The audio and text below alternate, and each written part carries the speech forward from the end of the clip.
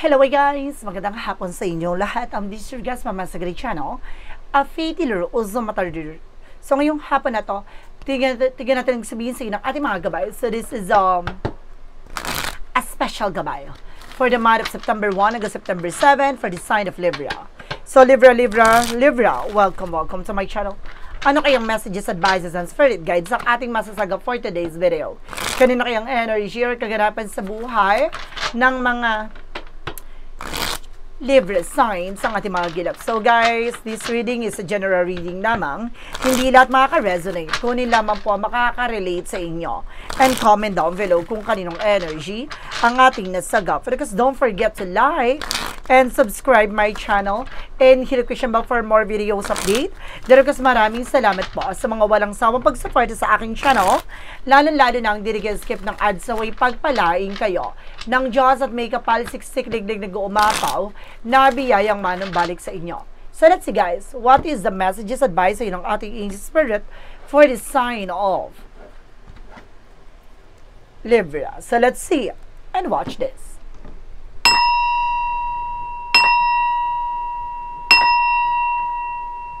Angel spirit guides, please give me information. Paano kayo sabihin sa ng ating mga baraha? Let's see guys, so there's something the word, Carl, there's a success, accomplishment. So, may mga bagay na maaaring magtagumpay ka na. No? May mga bagay na unti-unti mo na mararanasan. There's a travel. No? At maaaring ma-accomplish mo lahat ng bagay na gusto mo may katuparan ngayon. There is something that's that car with an ending and a new beginning. Katapusan na ng mga paghihintay mo. There's a something spiritual transformation. Malaking pagbabago about sa spirituality mo. Maaaring marami ka matuklasan. Or maaaring may mga bagay na matapos at unti-unti mo nang mapakawalan na naman yung negativities na bumabalot sa'yo. No? Let's see. And of course, there's something guys with the Four of Swords. Makinig ka sa intuition and gut feeling mo. No, kung naman yung bagay na nararamdaman mo, kailangan mo rin na magpahinga. Nag-over, patig ka. No, kailangan alisin mo yung takot at pangamba mo. At the same time, there's something, the Six of Pentacles, na magtutuloy-tuloy na raw about sa finances. No, gaganda na raw ang daloy ng iyong pagkakaperahan. No, maaaring marami nang dumating na opportunities sa buhay mo. And there's something support with the guidance. No, maaaring gumagabay sa'yo na maaaring suportahan ka at tinutulungan ka. And of course, there's something with a magician, with a manifestation. Lahat ng bagay na ito ay maaaring makuha mo, makamit mo. You have a power and skills. And of course, there's something, manifestation that brings you talaga with happiness. And of course, there's some more creativities. Talaga marami kang bagay na mabubuo, magagawa, matutupad, at may isa sa katuparan. And of course, there's something with the Queen of Pentacles. Maging mature ka how to manage and control your finances. Dahil you have a potential for abundance. No, kung basta maging mature ka, nung paano mo papangalagaan at pangakawakan na naman yung bagay na meron ka, especially sa business or sa trabaho mo. There's the world, the representative with the Two of Swords. So some of you, kailangan nyo na desisyon. No? Gusto nyo mga ibang bansa, umalis, magbago ng trabaho, kailangan mong pag-isipan ng wais at maayos. Hindi pwedeng pala desisyon kayo. And of course, there's something, the Seven of Wands, protections. Protectionan mo at pangalagaan mo yung grounds mo, even your territory. Kailangan mas maging ka ngayon, mautak ka na. No, tapusin mo na yung mga kahibangan nila, no? At ngayon na lang mo sa sarili mo pangangatawanan mo at paninindigan mo. And of course, pinoproteksyonan mo yung bagay na meron ka. Now, there's something to transformation. Ibig sabihin dito, hindi ka nabaguhan or either, kumbaga, namulat ka na hindi lahat ng bagay na nangyayari sa buhay mo, it's a nature, no? Hindi siya natural. No, kumbaga there's a spiritual problem na natumbok mo na kailangan mo proteksyonan ng yung sarili. Na may mga taong susubukan kang, no, kumbaga pabagsakin or either, no, there's the worst thing is to death card. No, gusto kang patayin. No, gusto kang gawa ng eksena. So, kailangan mag-ingat ka. And of course, there's something give you the Two of Wands by choices. Piliin mo lang ano man yung bagay na makakatulong sa'yo. Piliin mo lang yung mga bagay na alam mo magbibigay ng importansya sa'yo. No, planuhin mo. And of course, parang dito ka tina-target na para ma-overpatig ka, ganyan. No, kaya kailangan na alagaan mo rin yung sarili mo dito. No? Piliin mo lang yung kaya mo. No, you're also multitasker, but definitely kailangan mas maging mature ka na, no, sa lahat ng bagay na tatanggapin mo. So let's see. And of course, there's something, guys, with the high priestess. So there's a hidden agenda or hidden enemies. No, maraming mystery sa likod dito. O may mga unexpected situations ka na maaaring magulantang at mabigla ka. No? At maaaring magdala sa ito ng kamalayan.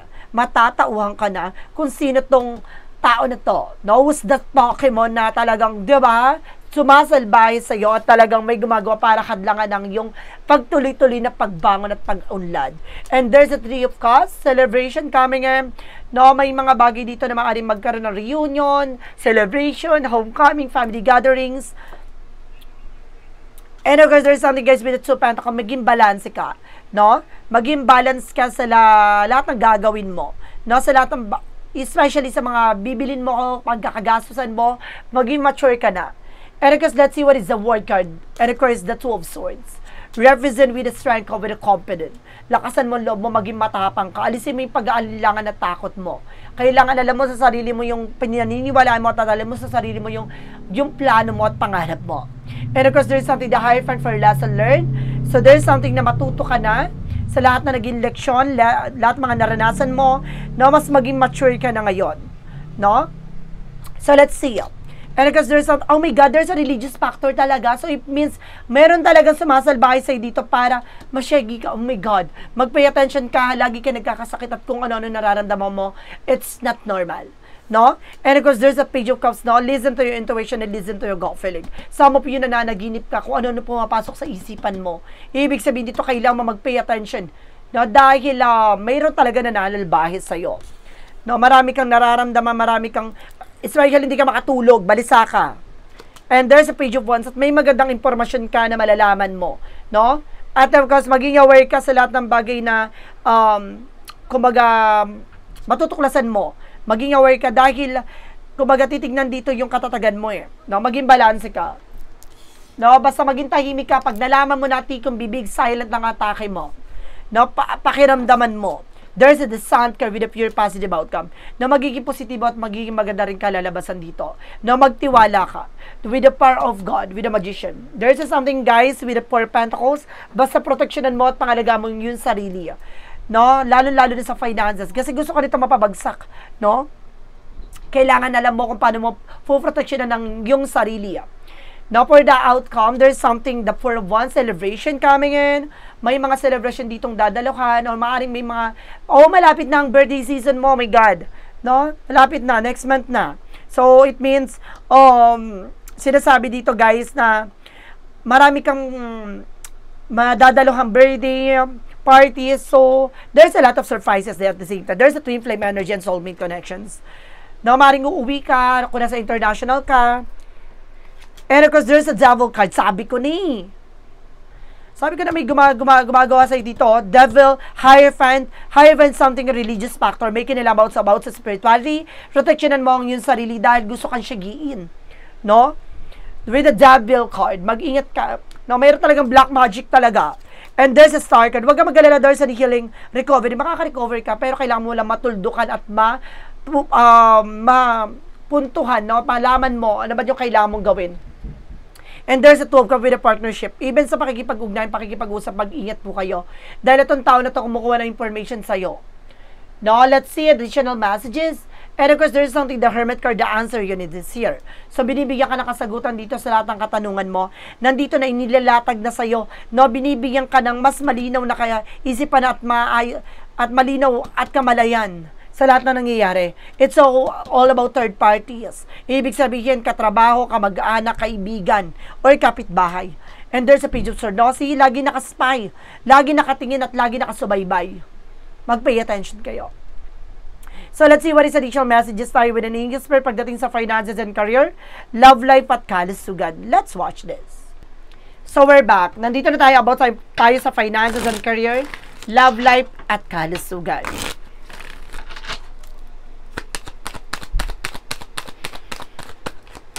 Okay, so there's something, guys, with a Tower moment for a major changes. Malaking pagbabago magaganap sa buhay mo, especially sa negosyo at buhay mo.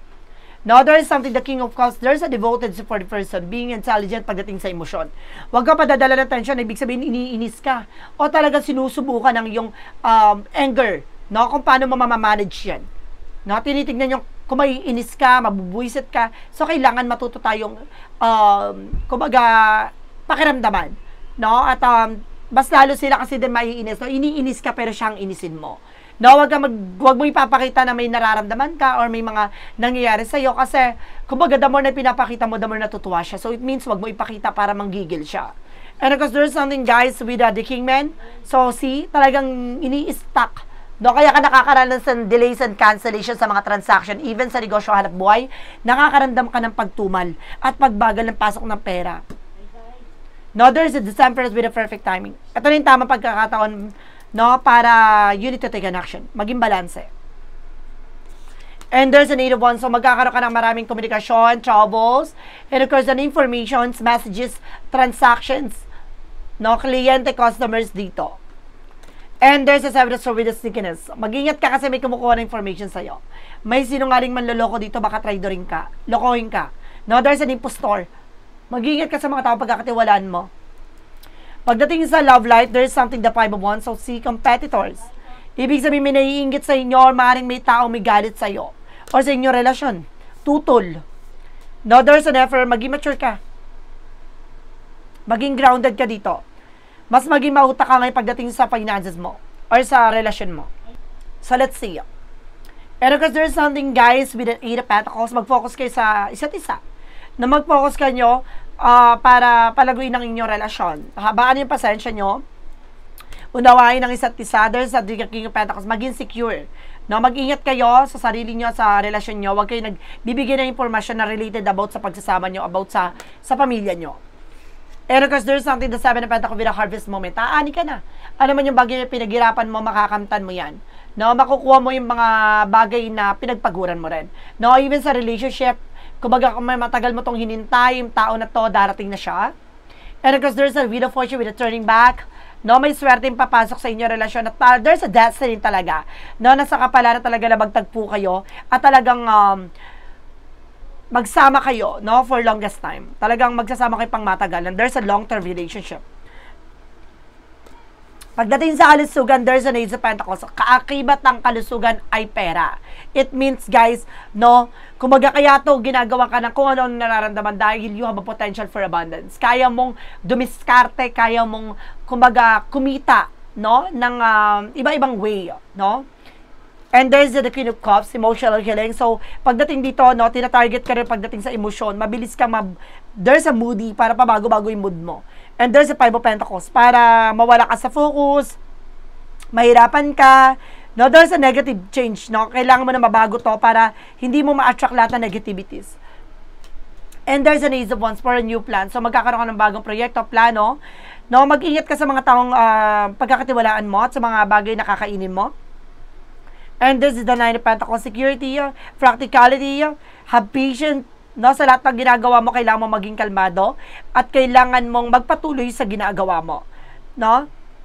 Hindi pa rin pabago-bago yung emosyon, hindi rin pabago-bago yung ginagawa. And there's a 10 of Swords. Sabi ko na nga ba, may sumasabot tayo sa inyo dito para babagsakin ka, no? Para gawang ka ng para hindi ka makapagtrabaho, hindi ka maka-recover, ganun. Kumbaga sinasabi dito na talagang there's a backstabbing. Mag-ingat ka, may traitor. No, or maaari may gumagawa sa'yo dito para, diba, hindi ka makapag-work on your own. So, let's see what is additional messages tayo pagdating sa Magical Fire Messages Advices. So, let's watch this.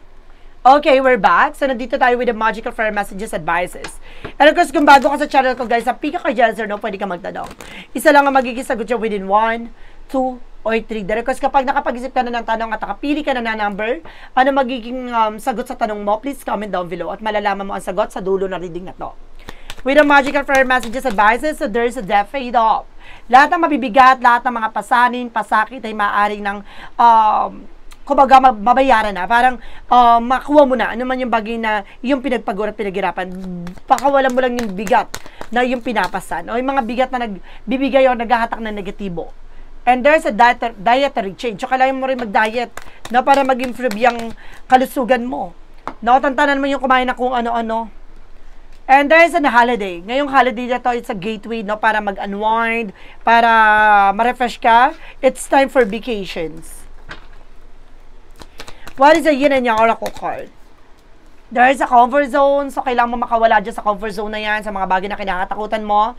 Kasi yung bagay na magdadala sa'yo ng negatibo. No? And there's something that, a message and trouble coming in. Maraming mensahe na paparating. No? Maraming mga komunikasyon na darating. Marami ka matatanggap na tawag, mensahe. No? There is a father figure. No? There is a father figure na related dito. Maaaring ginagabay kayo ng iyong ama na yumao. And there's an eagle, a message for you. Maraming mga mensahe na dinadala sa iyo sa panaginip, sa intuition, sa daydream, no, sa prediction, sa instinct. This is something of brother. Especially may brother din dito na gumagabay sa sa connections. No? So, let's see what is the romance thing for a Mystic Love Oracle deck.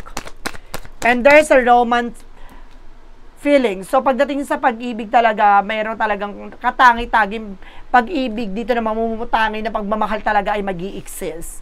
No, there's a bliss, happiness. At magiging masaya ka. No, deserve mong maging maligaya.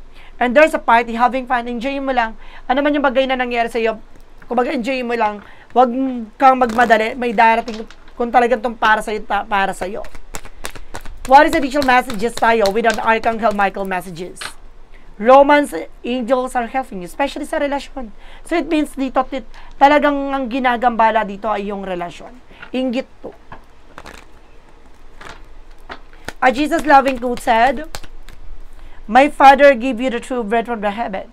Ibinibigay sa ng ating Ama yung mga bagay na alam niya makakabusog sa iyo. Yung mga bagay na marami kang matututunan, marami kang bagay na pagdadaanan, pero isang bagay na magbubukas sa kaisipan mo dyan. No? Magkakaroon na ka ng unlocked knowledge. What is an angel's number represent what? Represent, guys, with 0440 with a gut feeling. Tama ka ng hinala. No, follow your gut. It's more than just a feeling. Be real with the people and focus on a meaningful relationship. Remember, you also must bring value to the table. Treat others with respect or else karma will bite your ass. Ibig sabihin dito, tama ka ng hinala, pero kumbaga wag mong hayaan na parang mapansin nila gato ganyan. Kumbaga hayaan mo silang mangapa. Diba? Hayaan mo silang mag-isip kung ano yung nangyari behind the scenes na hindi mo pinapahalata na alam mo na. No? At the same time, no, hindi mo kailangang gumante. Kailangan mo lang proteksyonan yung sarili dahil ang tunay na gante, there's a karma. There's a principle of karma. What goes around comes around. What is additional messages with the Money Oracle deck? Represent, guys, with mind power. Gamitin mo yung utak mo. No, lead your mind. Gamitin mo yung isip mo kung paano mo papalaguin at papalawigin to. No, paano mo magiging maayos sa situations mo na wala kang tinatapakan tao. Diba? And there's a moving up. Makaka-move on ka rin. No, lahat ng bagay na to ay maaaring magbago. Even sa salary mo, about sa career mo, lalago ka, lalakas kasi alam ng ating Panginoon na lahat ng bagay na ginawa mo in a good way. No, in a good thing. So let's see what is the clarifying for your life situation.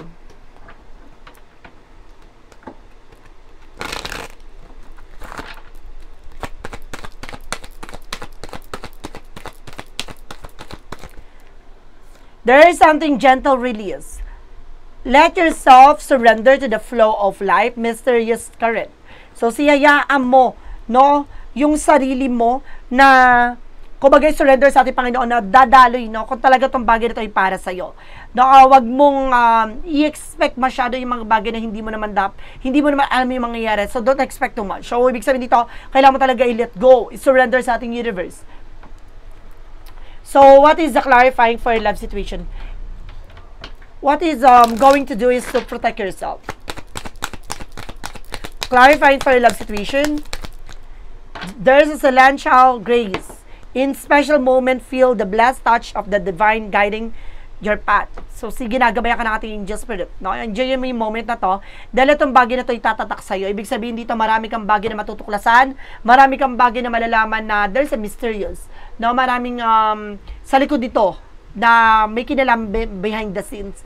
Na pag natumbok mo, kumbaga, mas lalo ka magpapasalamat kasi hindi na yan ang ating Panginoon na tumagal yung ganong scenario sa buhay mo. No? Kaya mo yan nararanasan kasi may kailangan ka matutunan. Pag natutunan mo, mapuputol yung ganong situations and cycles, at least hindi na siya tatagal for longest time. There's a shadow work represent what? Kung pag mayroong tuloy-tuloy na na suliranin na dumating sa buhay natin, it's not good. So, ibig sabihin talaga may sumasalbahe sa'yo.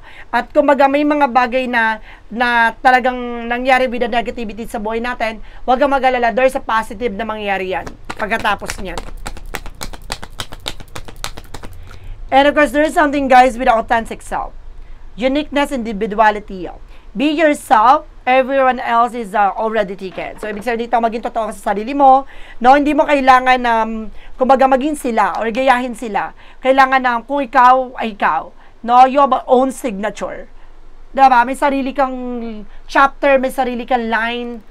So, may mga pangarap tayo na iba ang pangarap mo sa pangarap nila. Diba? So, kung may mga bagay na nauna sila, hayaan mo sila kasi may chapter na para sa'yo. What lies beneath the future? Basta continue what you're doing. Ano man yung pangarap mo, plano mo, yun ang kailangan mong i-fulfill. What lies beneath the future? There is something, guys, with knowing they fuck up. Nalaman na tinarantado. Parang si ginawan, no? Alam niya na alam mo. Diba? Ngayon, kumbaga nanginginig na sila, hindi nila alam kung anong gagawin nila. What is a part of the life represent what?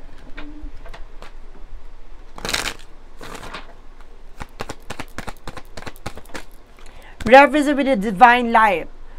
No, I am the expression of love shining brightly like the sun. My inner light is my greatest strength. And wealth guided by intuition and discovered the better side of myself, embracing that light that lead me to grow and greater self-awareness. So talagang pinapakitidig ko na parte no ng bagay karanasan sa buhay mo ay upang maliwanagan ka. Upang maging maganda takbo ng buhay mo is para patatagin ka sa lahat ng karanasan na yon. No, hindi para sa wala lang yung mga bagay na naranasan mo. No, para palawigin ang iyong kaalaman na there's something na there's a God that exists. No, parang nandito ang ating Panginoon nag-exist sa buhay natin na may gumagabay sa atin na makinig ka sa intuition mo. May mga babala at paalala dyan na you need to pay attention. At hanggang sa malaman mo na meron pala talagang bagay na kailangan mong gawin para maproteksyonan ng iyong sarili. So guys, let's see what is additional messages with a pick or yes or no. So let's watch this. So we're back, guys. Nandito na tayo with a pick or yes or no. Alamin natin yung magiging sagot sa tanong mo.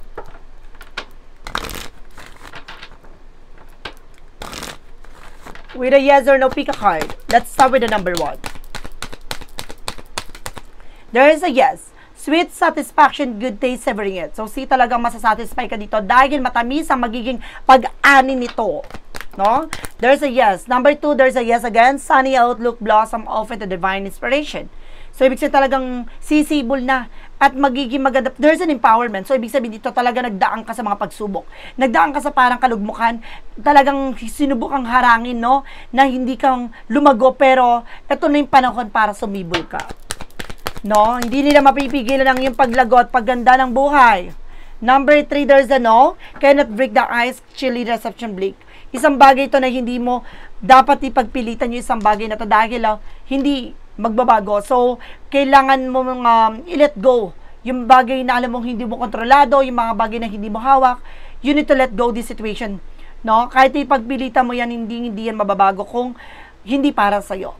No? So guys, this is a special gabay for the month of September 1 hanggang September 7 for the sign of Libra. So Libra, maraming salamat po for this wonderful reading. So once again, this reading is a general reading lamang, hindi lahat makaka-resonate. Kunin lamang po makaka-relate sa inyo. And comment down below kung kaninong energy ang ating nasagot. Because don't forget to like and subscribe my channel and hit notification bell for more videos update. Because maraming salamat po sa mga walang sawang pagsuporta sa aking channel. Lalo-lalo nang dinigil-skip ng ads, saway pagpalain po kayo ng Diyos at may kapal-siksik diglig na guumapaw na biyayang manong balik sa inyo. At maraming salamat and see you the next video. Bye-bye and babush.